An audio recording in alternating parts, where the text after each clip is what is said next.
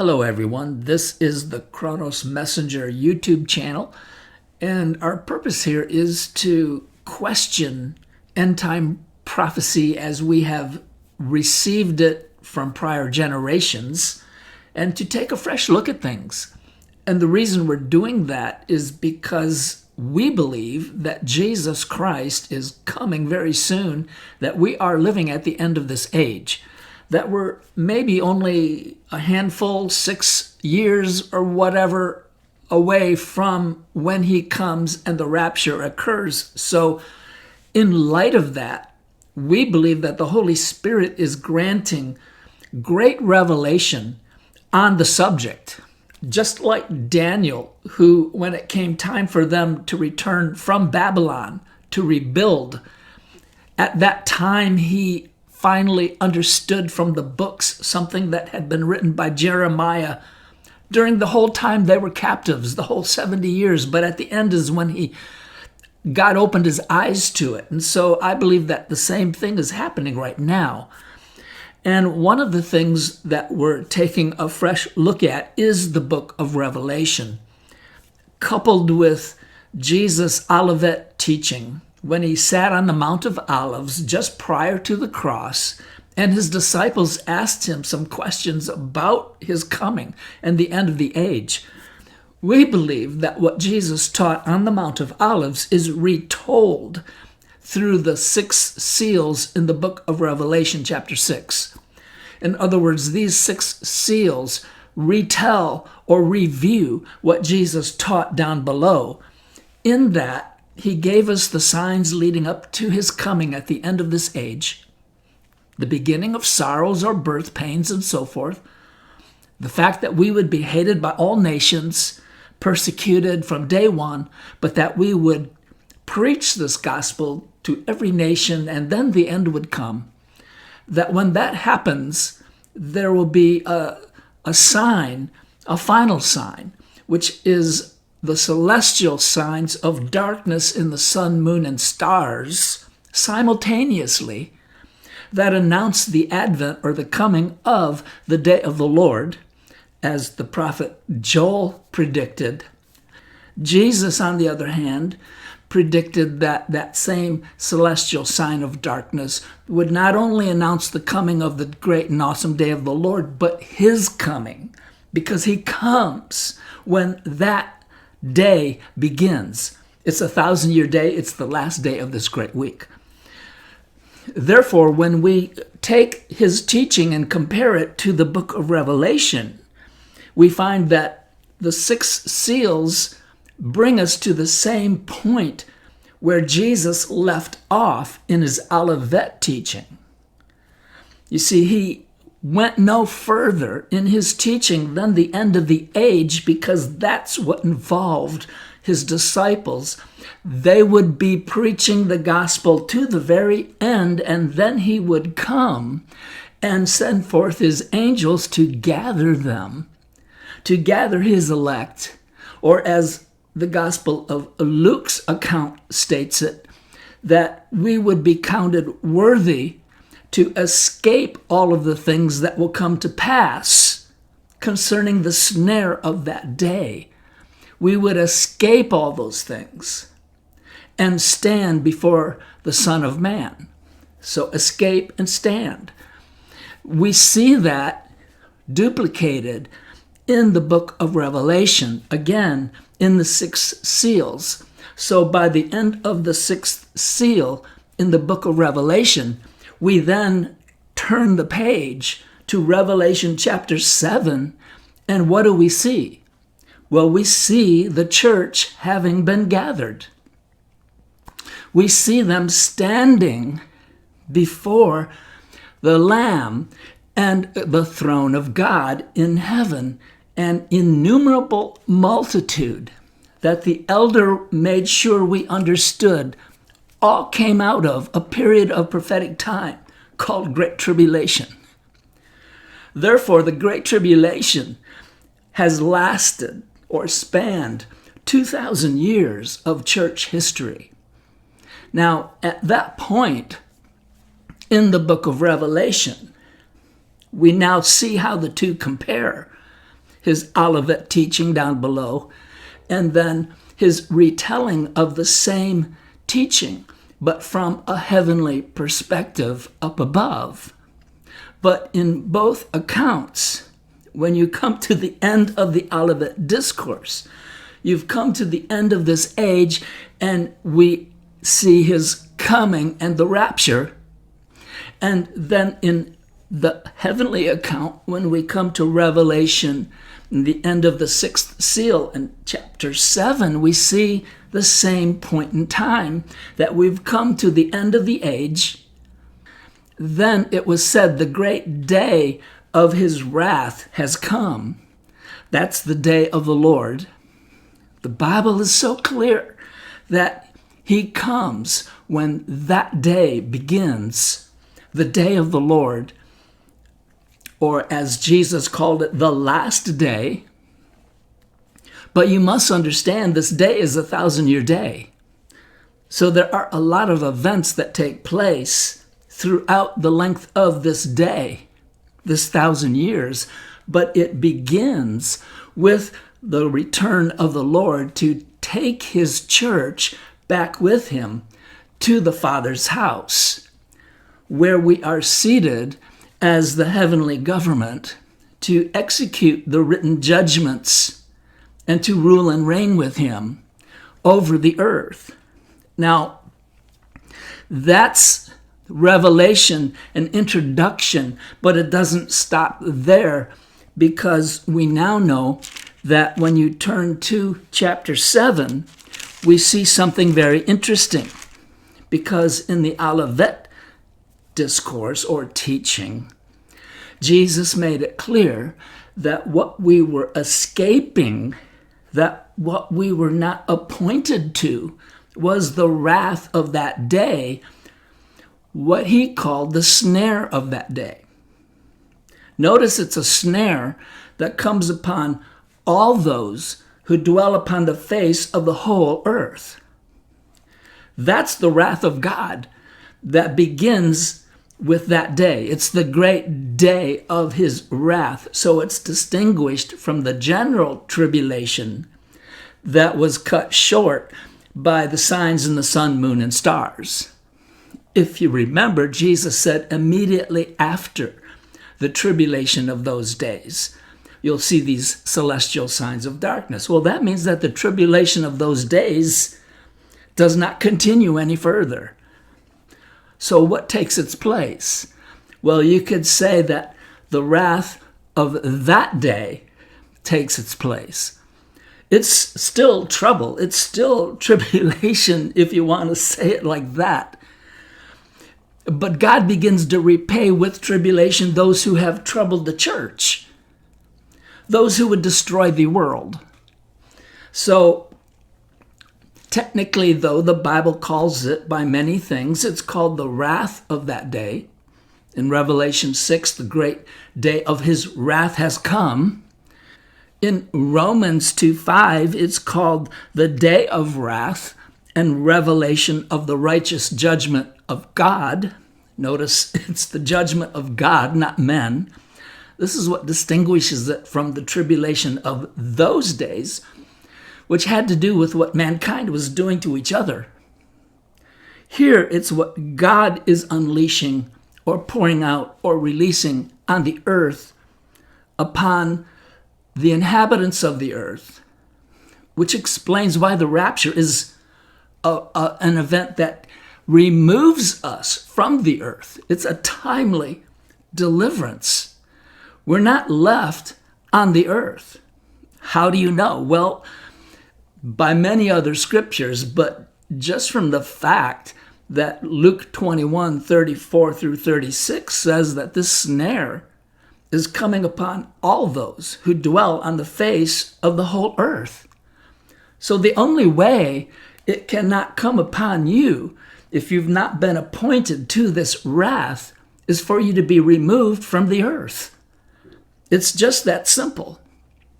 Sometimes the revelation of God's word is simple, but it's beautifully simple. It's awesome once you finally understand it.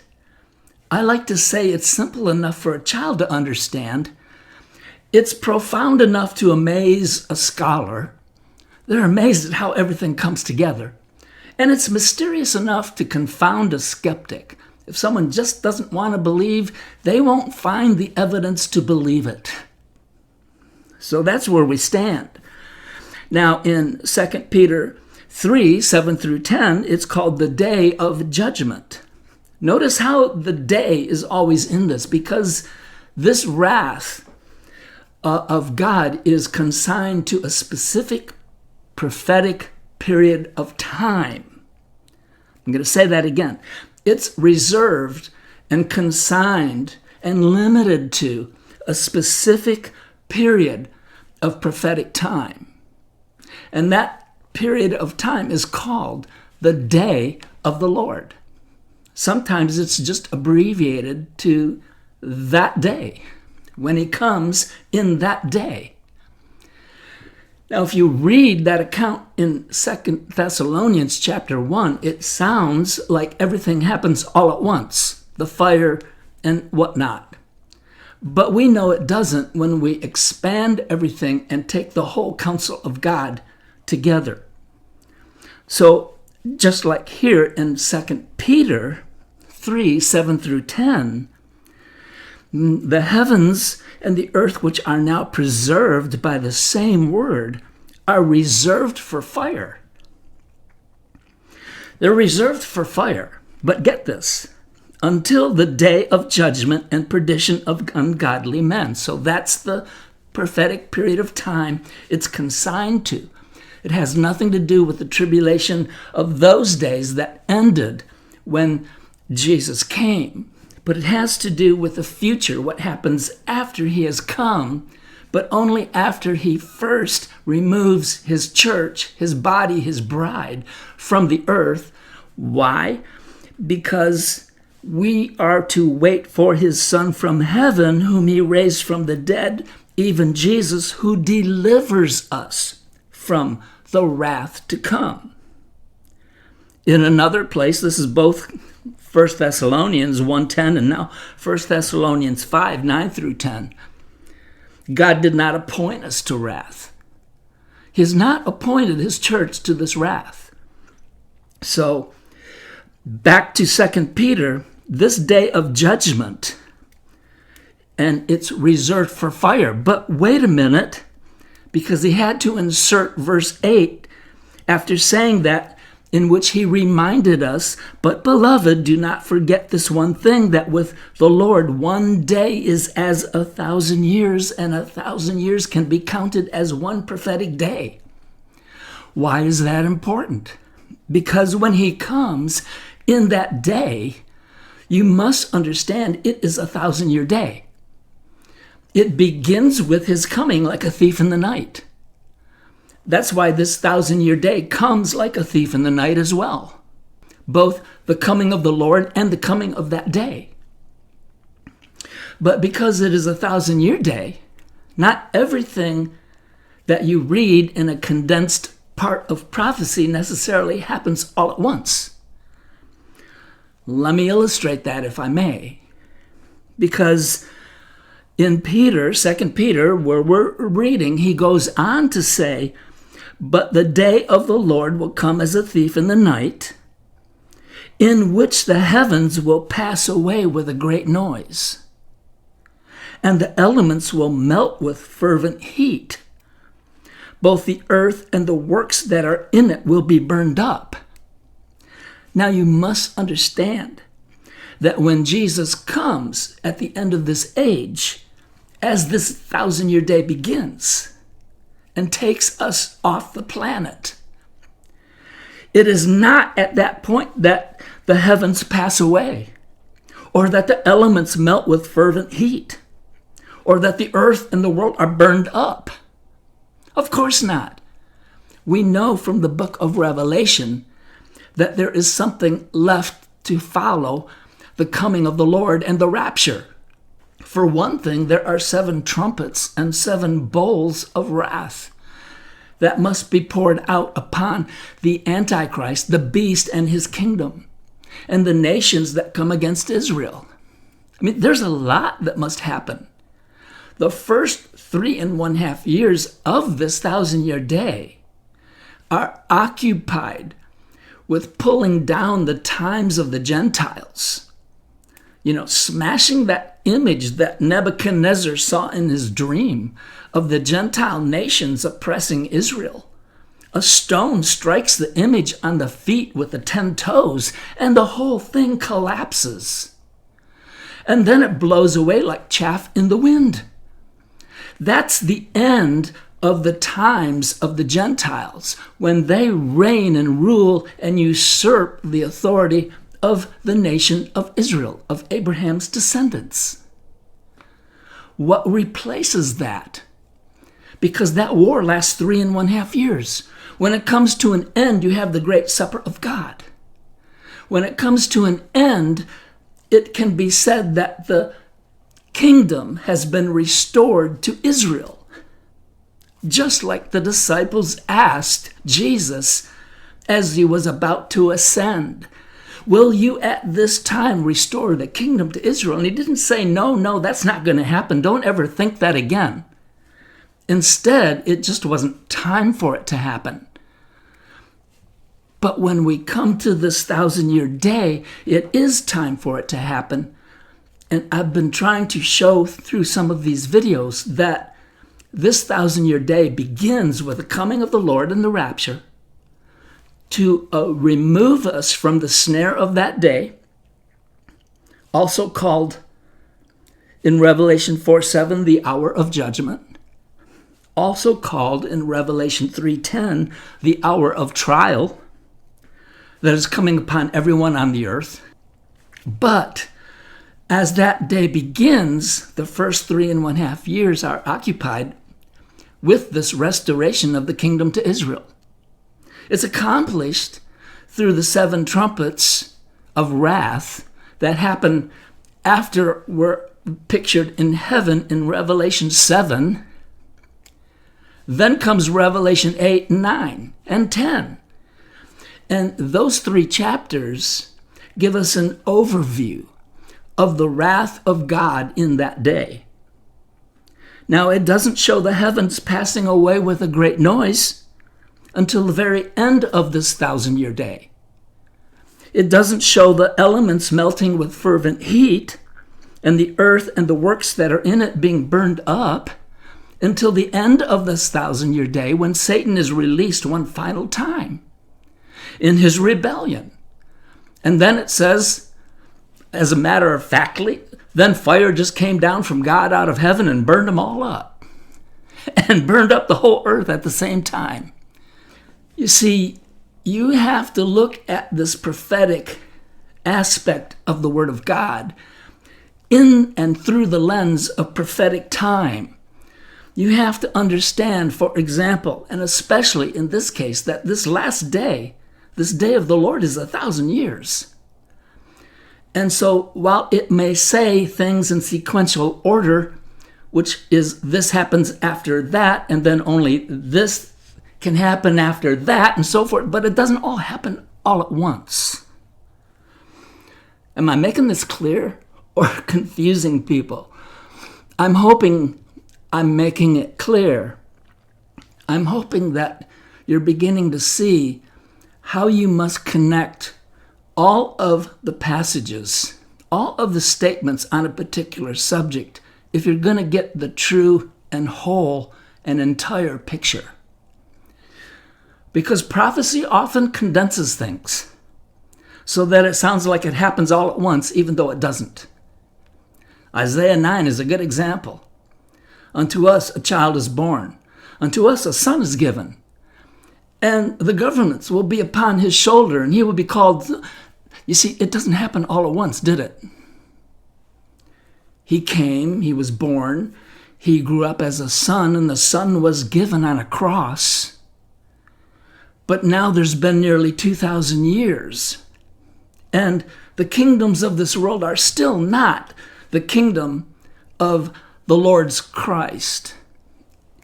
Instead, he has to come first and bring his church, his bride, back with him to the Father's house. seat them as his heavenly court, his government, just as the king of Persia offered half the kingdom to Esther, his wife. So this must happen as well.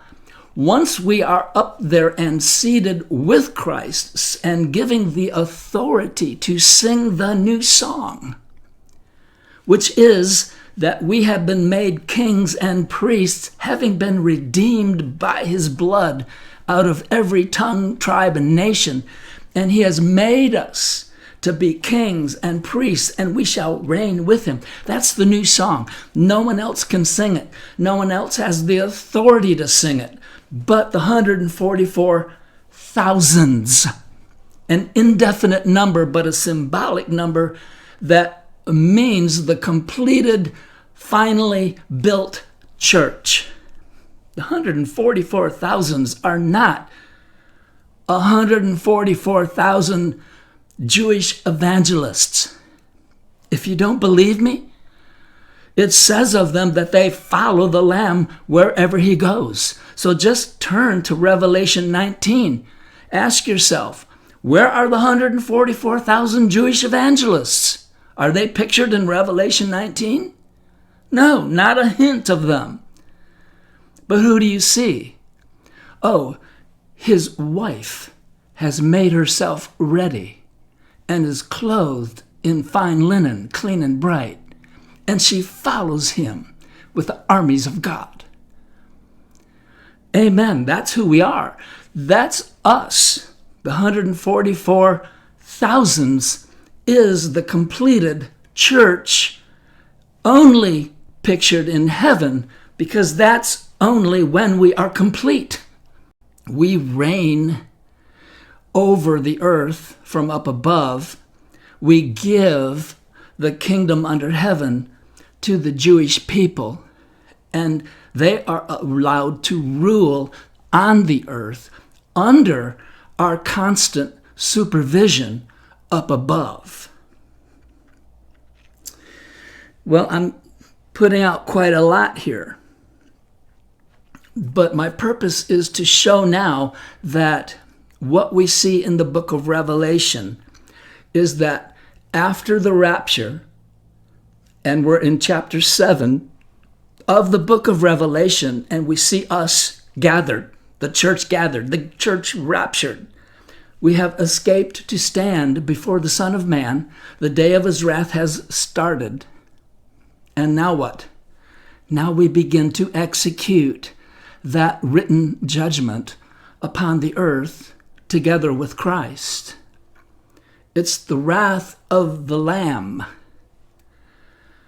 And he treads the winepress himself. But yet you must understand, we're also joint heirs with Christ. So we have a part to play in this as well. And that's what we see in the book of Revelation.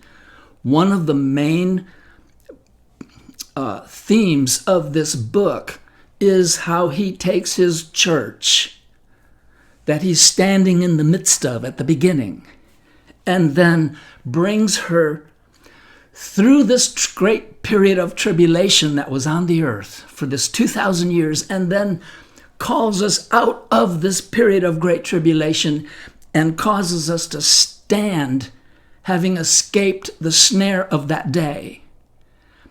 And then how we, like the Esther of the Old Testament, cooperate and participate with Christ as this heavenly intercession takes place that accomplishes the removal of the Gentiles and the establishment of the kingdom to Israel. As I said, that occupies the first 3.5 years. So what you see in Revelation chapter 8, 9, and 10, after the rapture, is these 7 trumpets of wrath. And when you come to the 7th trumpet, it's over. You might say, but wait a minute, the book continues. That's only chapter 10. What about chapters 11 through 19? Well, we're going to get into that as time permits in other videos. because I'm proposing to start teaching on the book of Revelation quite a bit here. But I'll give you a heads up. When you get to Revelation 10, that ends the overview. Then what do you get with Revelation 11, 12, 13, 14, 15, 16, 17, 18, 19? What are those chapters about? Well, I'm glad you asked. They are mini visions, a series of mini visions that go over and over the same 3.5 year period again and again, but each time with and from a different angle so that we get the whole picture. It's like instant replay of a sporting event. You have several cameras filming the same play. And it's a play that's called in question. We need to know more about this. What happened exactly? And so anyone who's familiar with instant replay knows full well how this works. You spend quite a bit of time. The referees do too. And the TV, the sports announcers, they take you through, well, let's see, what does this camera show? Well, it shows the same play, but now from a different angle. Oh, we see here something else that we couldn't see in the other angle, from the other camera. But wait a minute, there's not just 2 cameras, we have 3 or 4. We have an overhead camera. Let's look at all the views of this one play. And every time you look from a different camera angle, you see something you didn't see from the other view. Are you following? That's what the bulk of this middle part of the book of Revelation, chapters 11 through 19, are all about. It's different camera angles of the same 3.5 year period of time to answer all the questions, to show us everything that happens that we need to know. It's the detail that follows the overview. I've read from scholars and they say a complex story like this can only be told that way. First, you have to get the overview, the main course of events. And only then can you go back over it and see all of the detail. If you don't tell it that way, with an overview first and then much repetition of detail, you'll get lost. You'll get lost in all the detail. And so that's how the book of Revelation is designed to be understood. It's not one uninterrupted, continuous sequence of events. If you read it that way, you'll get hopelessly lost. But if you understand that the first seals, the 6 seals, are a retelling of what Jesus taught about this age and how it will end with his coming and the rapture. And then we get an overview of the wrath of that day, this hour of judgment, the snare of that day. We get an overview of it through the 7 trumpets. Then what? Then we stop and we go back over it all again. That's why John was given the little book and said, eat this book. You must prophesy again. It's a retelling, only this time with all kinds of detail. You're looking at the same prophetic period over and over again. And you might ask, why is this 3.5 year period so important? Well, the answer is obvious to me. It wasn't when I first started studying the subject, but over the years it began to take shape and become a bit clearer. I certainly don't know all there is yet, and I trust I don't come across that way. If I have ever, please forgive me. I am trying to just share this in such a way that we can all take a fresh look at things, test everything, prove it, hold on to that which passes the test, and toss out the rest. But we have taken this last half of Daniel's 70th week. That's why it's so important. It is the last half of the 70th week in Daniel chapter 9. The first half was all about Christ's first coming. That occupied the first half of the 70th week, and the pause is in the middle of the week, not at the beginning as we have been taught by prior generations. I'll say it again. The pause is not at the beginning, leaving a 7-year period for our future, but the pause was in the middle of the week when they rejected Jesus as their Messiah, having crucified him. That leaves only 3.5 years of prophetic significance left to be fulfilled. That's what's in our future, even to this day, and that's why it is so important. It answers the question how he finishes the transgression, how he brings an end to prophecy, seals it up, everything. He fulfills all of the requirements, all of the things that he wanted to accomplish with the 70 weeks, so that he makes Israel the head and not the tail as he promised. And that's why this 3.5 year period is so important. It shows how the times of the Gentiles are brought down. It shows how the kingdom is restored to Israel, and it shows how this is accomplished by Christ and his heavenly Esther, who is working with him from up above, orchestrating and conducting and executing all of these things. This is your next assignment.